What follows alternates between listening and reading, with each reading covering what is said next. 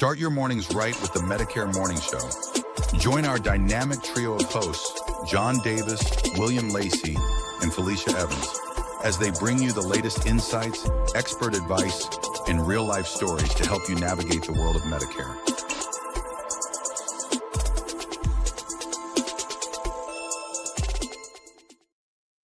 And we are back. Another beautiful Monday morning. The Medicare Morning Show is here every Monday at 10 a.m. giving you news that you can use regarding health, community, and Medicare education. I'm your host, as always, and I'm here with two amazing co-hosts, the famous Mr. William Lacey. What's up? You hyped this morning, John? Why not? Look, I've been drinking my water all day. I got you. All morning. And next I have Felicia Evans. Fee, come on in here. Where you at? What it do, y'all? What's going on? We are here. It's bright and early. We are here. You hear me? We are back. Go. You know, I keep saying we are back. We are. It's like something in my head, and I keep thinking about the same song. We are back. Yep. So we are back. And y'all, to our listeners, we want to first say thank you so much for joining us today. We appreciate you, but please go like, share, subscribe, comment, or check out our website at www.medicaremorningshow.com. Y'all, we got a packed show for y'all today. We're going to talk about something that y'all need to know about. It's called a Medicare Supplemental Plan, also known as Medigap plans, William. That's right. What's up with the SUPs? We're going to talk about it and cover it. It's going to be nice. Talk about the SUPs with the SUPs, and like we exactly. So get ready, y'all. Mm-hmm. But y'all, as always, before we get started, we got to give y'all something that y'all can use. So, Felicia, what you got for us today, please? All right, let's go ahead and get into it. Mm-hmm.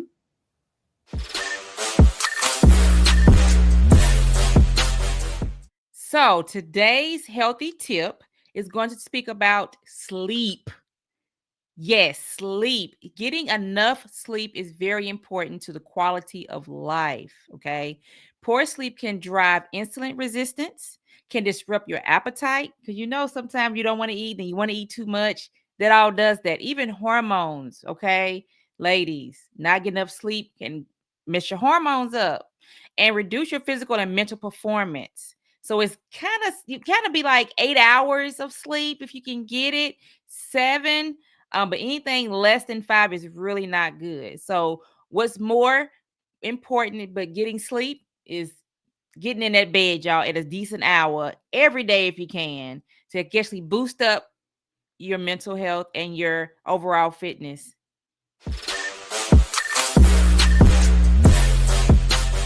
Okay, Fee. So I'm gonna be the first to say that I don't get 8 hours of sleep. Ever. John. Ever. I'm right there with you, man. If I'm getting 8 hours, I'm on vacation. That's the only way. Well, you know, when you're on vacation, that's the best time to sleep. And it has nothing to do with where you are. I think it's because of the hotel beds are comfortable. Yeah, that's true. Yeah. That's true. But Fee, I know you don't get 8 hours of sleep. I have lately. I have been getting 8 hours sleep lately, and I can tell the difference. Really? I can tell yes. More energy? Because normally when I wasn't getting the 8 hours, I didn't get up. I was up and about, but I wasn't up until 12. Like, don't talk to me until 12:30. Okay, so listen, let's say this to our audience, to those of you listening. Text in the chat, how many hours of sleep do you get in a night? I want to know. I'm just curious. And we'll come back to this later on in the show if we got time. But remember, I was telling y'all, we got so much to cover.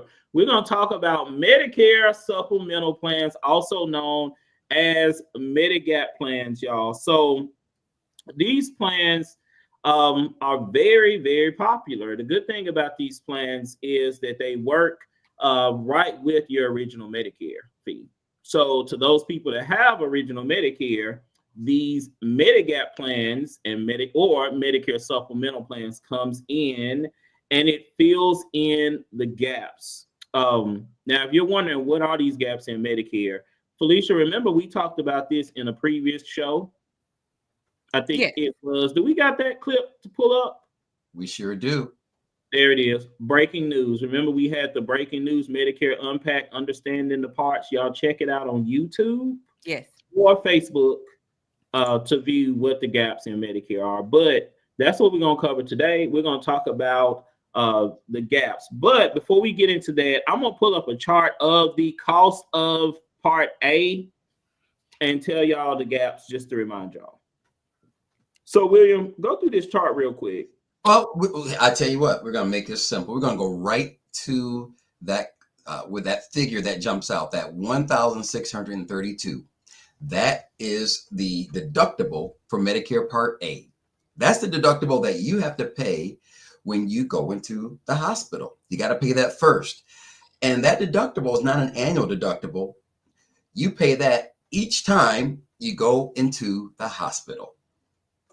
Wow. Huh? Wow. Okay, so I got a comment on that one. Okay. So this 1,000, huh?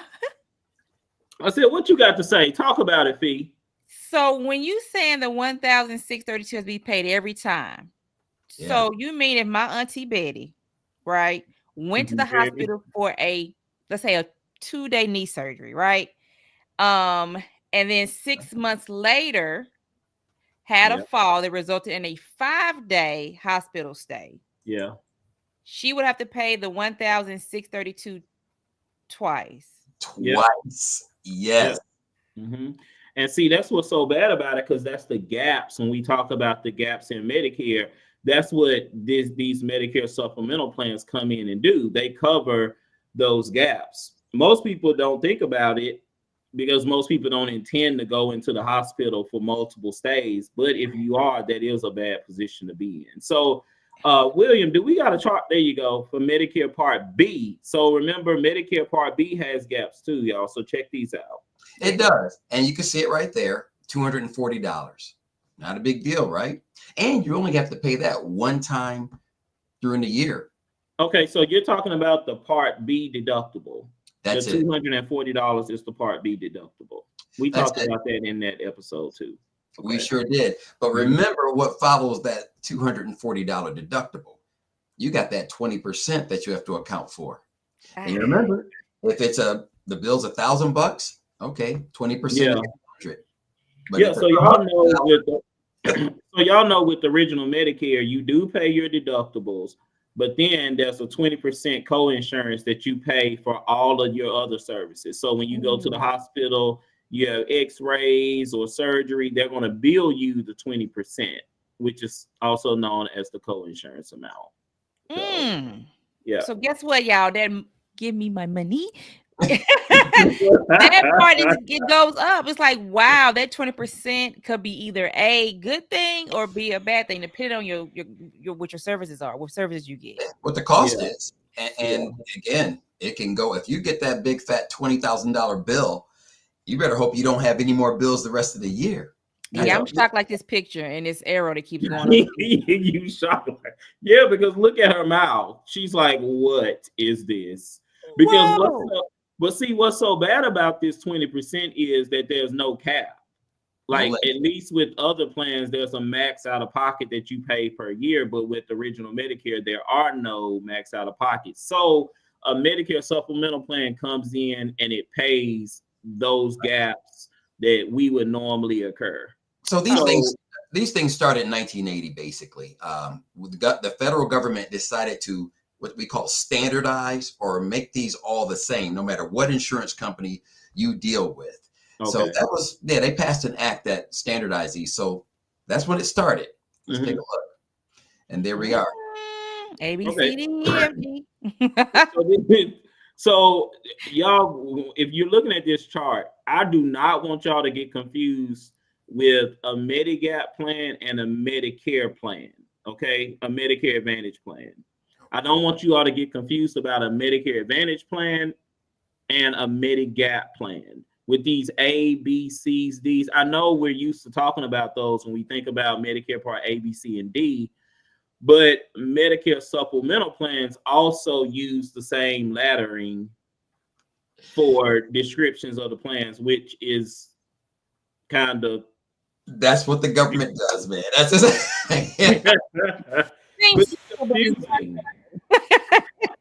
It's very confusing. And everybody says, I got a Part B card or I got a Part B plan, but if you don't specify, then it could be confusing. Yeah. So we're going to make this easy, though. We're going to hold everybody's hand through this thing while we describe this thing. Now, you just take a look at them. There's 10 of them, but really, and we'll get into this, there's only 8 really available at this point. Now, again, they're standardized. So whether you go with company A or company B, they have to offer what you see here. It's all standardized, same plan. So why are there so many different plans, so many different companies that offer the same thing? It can be the company itself might not be as financially strong, so their rates may be higher. It could be the fact that they had to pay a lot of claims the previous year, so they're raising rates up. So a lot of times it's cost. Sometimes they offer gym memberships or other things. So there's a lot of reasons why, even though these plans are the same, there's different companies out there that offer at different rates. Okay, so I got I'm sorry, I got to say this. It doesn't matter which company you go with, or even the plan you go with. They all of them, they raise their rates over time, period. Okay, pull back up that chart. All right, and 5 to 8% a year on the average, they raise their rates. So on this chart, when you say standardized, because I want everybody to understand. So when we say they're standardized plans, that basically means what, William? So I don't want to mention any company's name, but we'll just say company A and company C. Company A is a big insurance company. Company C is a big insurance company. If they offer you a plan A as specified by the government, it's going to be the same plan. That's the standard or standard. Okay, so it's going to cover the same things, cover the same gaps. Yes. Okay, so when we say, what'd you say, Fee? I have another. After you get done, I have a question. Because William mentioned something, I don't want him to bypass that real fast. So go ahead. Okay. So my point is, when we say standardized, that means they're the same plan, just offered by a different company. So you said that way better than I did. yeah, but no, it's okay. So it's this same company. They all have a plan A. They all have a plan B. They all have a plan C. You just got to get with the right company that's going to give you the best rate. And that rate is going to be changed. That rate could possibly change every year. So what'd you say, Fee? Okay, so when you ended it just right. So when the rate changes every year, right? Say if my Auntie Sue, right? Auntie Sue has a supplement plan and she's 70. Let's just say she's 70. And her current rate for her Medigap plan is $300. Okay. And she has, let's make it even, 5 doctors, 5 prescriptions, and that's what she pays every month is at $300.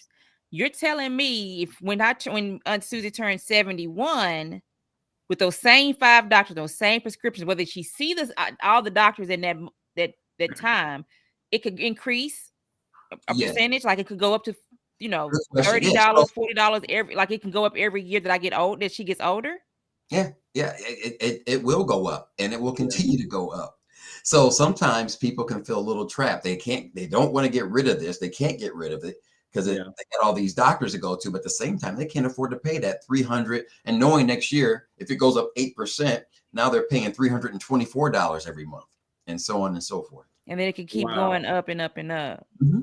Wow. So that's why you have to know, is it worth it when you look at the Medigap plans or supplement plans versus the Advantage plans, because of copay, which could be $10 for a regular doctor or $30 for a specialist. Do I really see all my doctors every month like that? Mm-hmm. Do I really do? So you have to kind of, like I said, it's unique to each person to look at the cost perspective of the supplement plan. Yeah. Wow. We'll cover some of those reasons why people would still go ahead and go forward with that. Got it. Ron. Okay.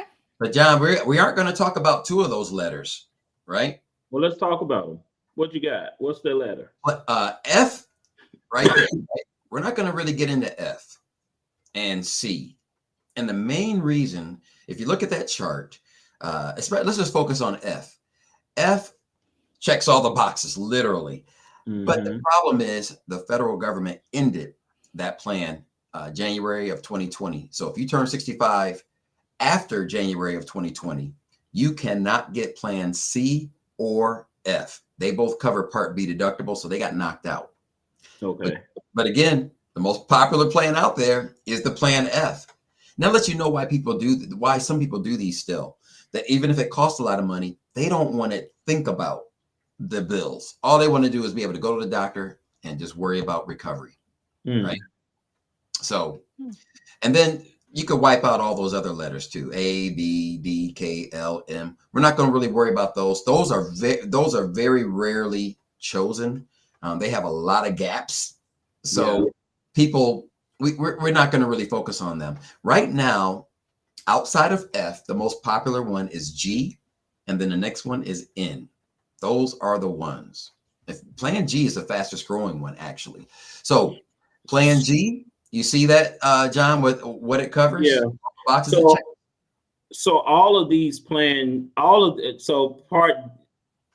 G covers everything but the Part B deductible. So we're responsible for paying our own Part B deductible. So that's a gap that would not be covered by any Medicare supplemental plan. No, but how much is it? It's only $240. $240. Yeah. Yeah, that's it. Yeah. So these plans seem to be pretty affordable. You see how it makes when the member turns 65. So yeah. John, are they smiling? Are they happy? Where did you get this lady from? She's walking with her phone. She's walking with her computer, texting, smiling, I think, at this man who's holding up a piece of paper with no mouth. But look at the heart. He's happy. She's happy. Their bills are low. Their medical bills are very low. Oh, okay. So that's what this represents. Yeah. Okay, the bills are low. So okay. So also they become, when you turn 65, they're pretty affordable. Of course, that's the time period where they don't rate you based upon your medical condition. So it's a great time to enter into these plans. And again, they're pretty affordable, and that makes them happy.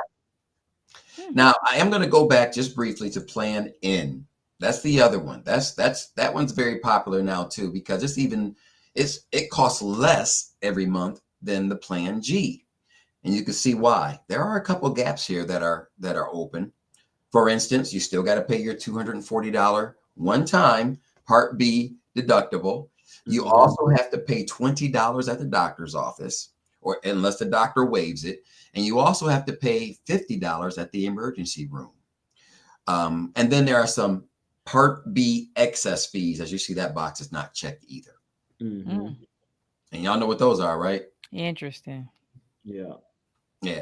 Those excess fees are just the how much the doctor can charge over the Medicare approved amount, right? But in general, think about this. You get a Plan G, that covers just about everything.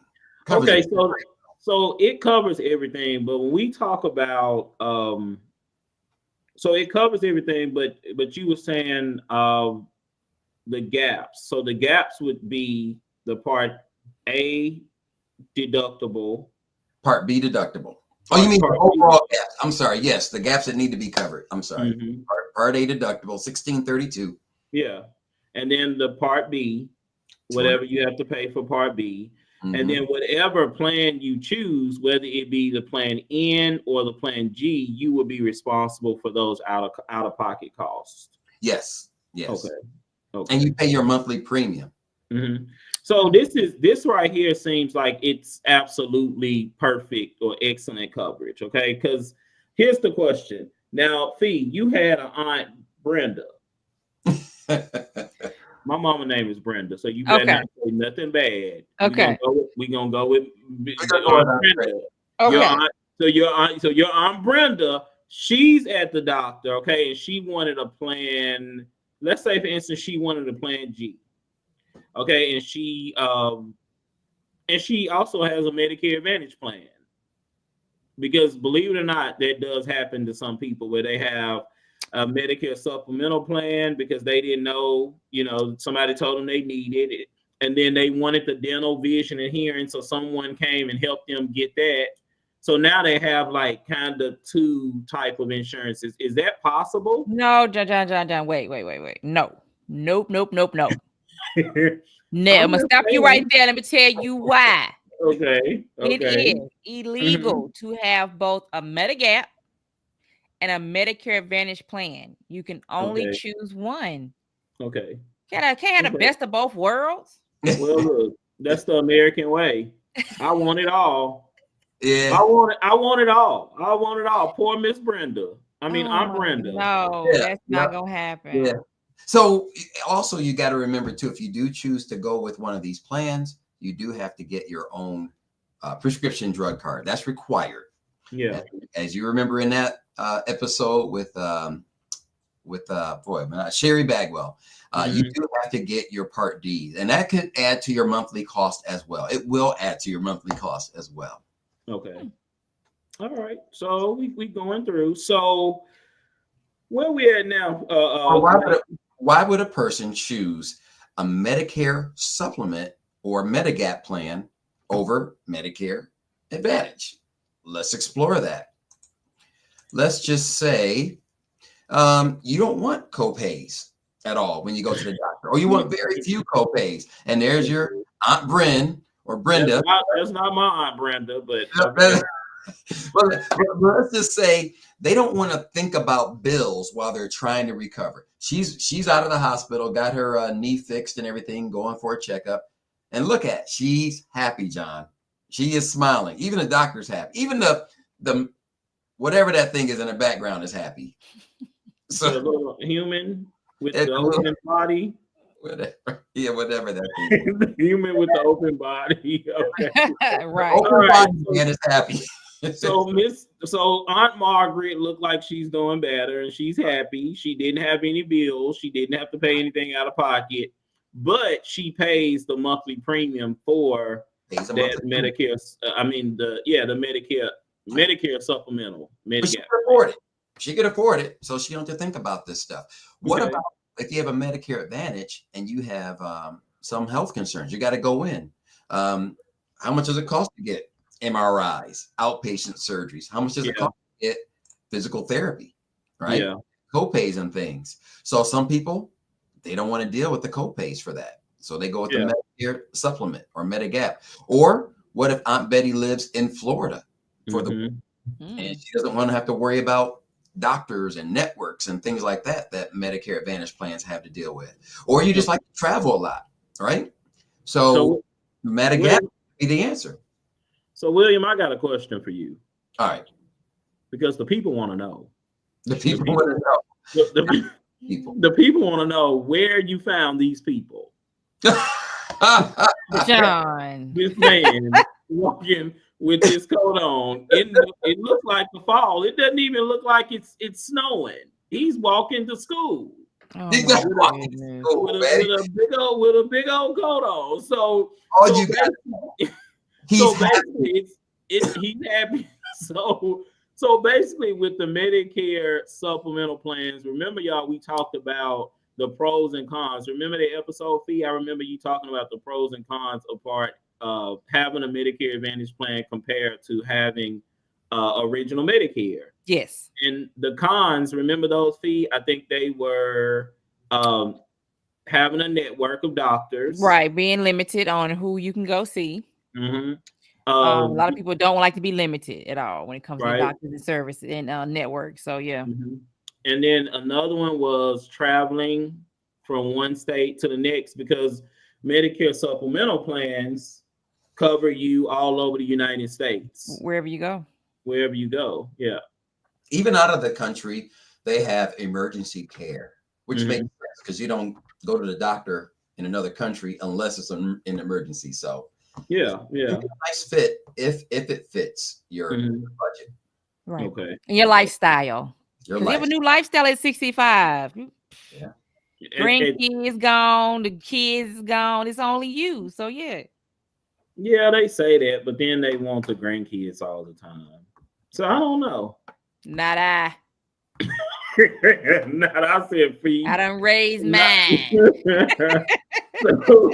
So listen, so we cover everything mostly about Medigap, but when do you enroll into the Medigap plans? Or do y'all just want to go right into our Q&A session? Because you know y'all can call in, y'all can ask us questions. Let's do it. We'll cover that.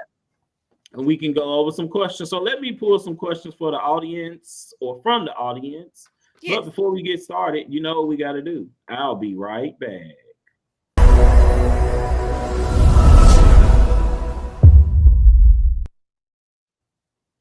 All right, now let's go straight into the queue and pull a question. 1 second. Here we go, Fee. Let's work. Right. Susie out of Columbia, Tennessee, and she's asking, what's the cost of a Medigap plan? Good question. What's the cost of a Medigap plan? So I'll take this one. Okay. It varies. There's no way we could give you a straight answer on this one. And it's simply because of the things we talked about before. The area you live, whether you're male or female, there's a lot of factors that go into it. So, of course, you want to get a quote from a trusted advisor. Okay, so I got another question to add on to that one. So this trusted advisor would pretty much sit down with her and go over all the plans and see which one she can get a best rate to decide which one is best for what was her name? Miss Susie? Yes, exactly. They could get there. You actually can rate yourself on Medicare.gov, the government website. However, again, a trusted advisor could tell you all the nuances, the ins and outs and breakdowns. And so, yeah, you could get that, and they could give you a bunch of them on one sheet or one tablet, whatever, and you can see the rates and which one you want to go with. Compare and contrast. I like it. Next question. Hold on. Let me pull something. What we got, y'all? Let's see. What's next? Jamie out of Clarksville is asking, can my Medigap policy be canceled?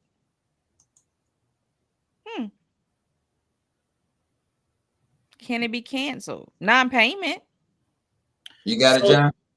Yeah, I'll take this one. So a Medigap plan, just like Fee just said, because Fee drops the bombs. Fee just said that a Medigap plan cannot be canceled unless it's canceled for non-payment, but they can't cancel you because you got sick or you were hospitalized. It's only if you fail to make a payment and you just don't pay. Right. So yeah, Jamie, there you go. There you go. All right, what we got next, y'all? If you got more questions, go ahead and write them to us now. We can catch it. Yep. Michael out of Nashville from Facebook. Hey, Facebook. Out of Nashville's asking, can I switch Medigap plans? Okay, well, the answer is yes. And sometimes it is advisable to at least inquire and see. You got to remember, we talked about, here's the answer to the question you had before, John, that you threw out there. When you get a Medigap plan, the answer is you really can do it anytime. There isn't, the one period they call open enrollment is when you first turn 65, where you don't have the medical questions. You get 6 months of that. After that, you can change Medigap.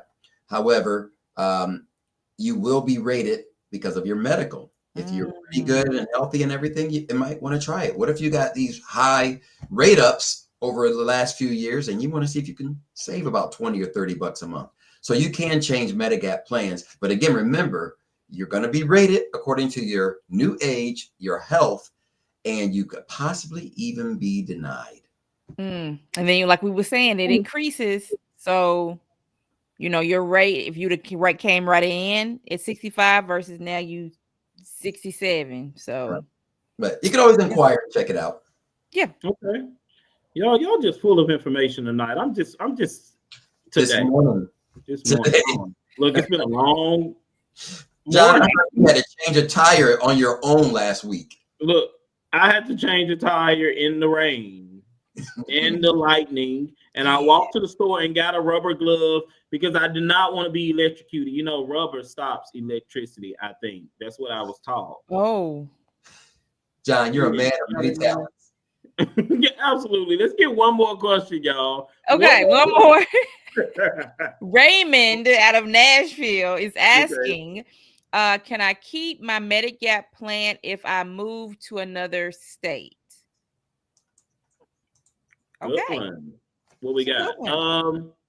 I'll take this one. So yes, you can keep your Medigap plan when you move to another state because your Medigap plan covers the gaps in your original Medicare, which you can go to any doctor in the United States that accepts Medicare. But there is a point we need to think about, William. I think you got something you can share with them on this. If you you have to let your company know that you moved, and remember they do rate according to areas, not just states, but even areas within the state, counties. Wow. So your rate could change because of that. And remember, what's the other thing you have to get when you get a Medigap plan that you're required to have? Prescription drug coverage. And those are regional. That you move out of the service area, you must get another one. And so that could change the plan and change the rate. So there are some changes you have to do when you move. Okay. Fee, you know you control the show. Do we got time for one more question or do we need to move on? We got to move on. We got to move on. We got to do some other things. Okay. So y'all listen up. We talked to y'all today about, or we've talked about a Medicare supplemental plan, also known as a Medigap plan. So what these plans do ultimately is cover the gaps in your original Medicare Part A and Part B. It is suggested that if you're aging in the Medicare, you go ahead and, consider the Medigap plan because there's no health questions. If you are past that 6-month guaranteed issue program or guaranteed issue period, reach out to us or your Medicare advisor and see what other programs are available because you could still qualify for them too. So don't rule it out. Yeah. Guys, we have given you all a healthy tip. We talked about a Medicare supplemental plan and and we shared something. I might go play bingo, John. I'm not sitting on no way. Hey. Me either. Me either. I'm not doing it. Y'all, and we've given y'all something to do beyond bingo. So I want to tell you all, from all of us here, thank you so much for joining the Medicare Morning Show. Our job is to give you news that you can use regarding health, community, and Medicare education. Thank you for joining. Check us out on www.medicaremorningshow.com. We'll see y'all next Monday at 10 a.m. Y'all have a good day.